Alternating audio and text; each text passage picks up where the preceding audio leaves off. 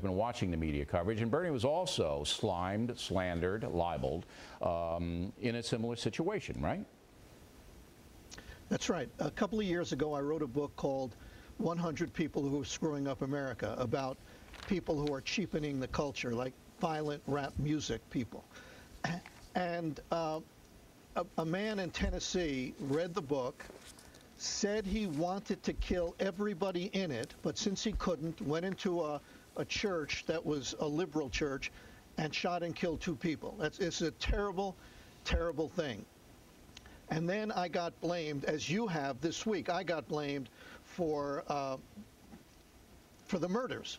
Well, there's not one word in my book, not one syllable, that would lead a normal person to violence. Not one syllable.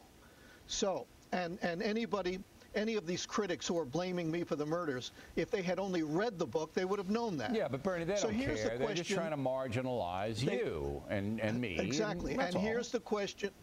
Exactly. And they're trying to marginalize you, too. Sure. And here's the issue that they don't raise, and it's the most important issue to me, anyway, in this entire discussion.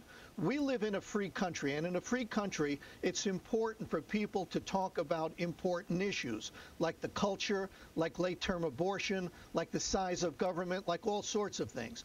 What do these critics want us to do? Should we censor ourselves? Yes, that's what they want. Because there is one lunatic out there who killed a doctor. But it's more than that. in Kansas, and one lunatic who... It's more than that. If you watch the coverage of the mainstream media on Tiller, you would think you were talking about Dr. Tom Dooley.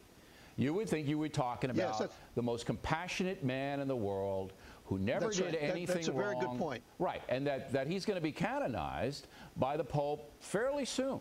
Now, if you read the criminal charges against him, which he was acquitted of, by the way, but if you read the investigation of the Kansas authorities, and we will have that for you next week, the practice that Dr. Tiller, what he was doing, was unbelievably shocking. And I, as a commentator, object to that.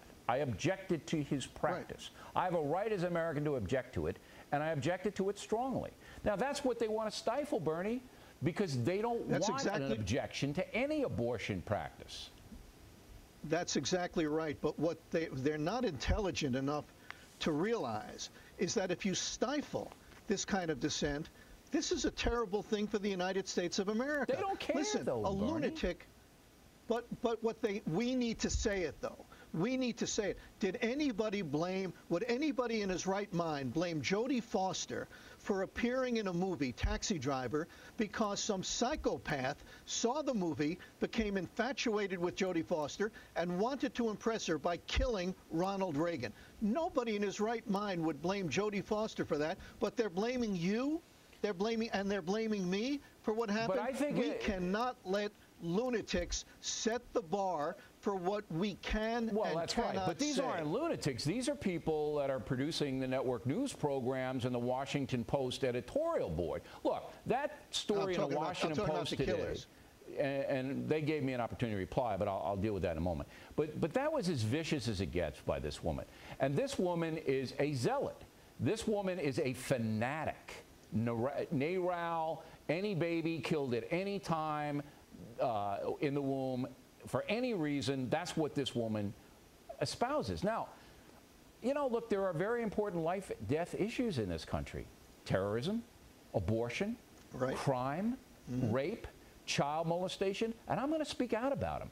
They hate that, Bernie. That's what this was all about. Get O'Reilly, marginalize him forever, make him a loon so no one will listen to him. I'll give you the last word. That is precisely the point. These are important issues. Right. And if we don't talk about them, that's doing the country a disservice. Listen, one very quick point. If what you did and what I did in my book was so obviously something that would incite violence, why didn't hundreds of people line up to kill Dr. Tiller, or hundreds of people line up to kill those 2 innocent people in the church? Right. Only one person did in each case. And he was a militia guy from way back. Bernie, thanks very much. One footnote. As I said, the Washington Post did offer me a chance to reply, but my newspaper column this week already does that. You can see it on BillO'Reilly.com and hundreds of other fine newspapers all over. We come back.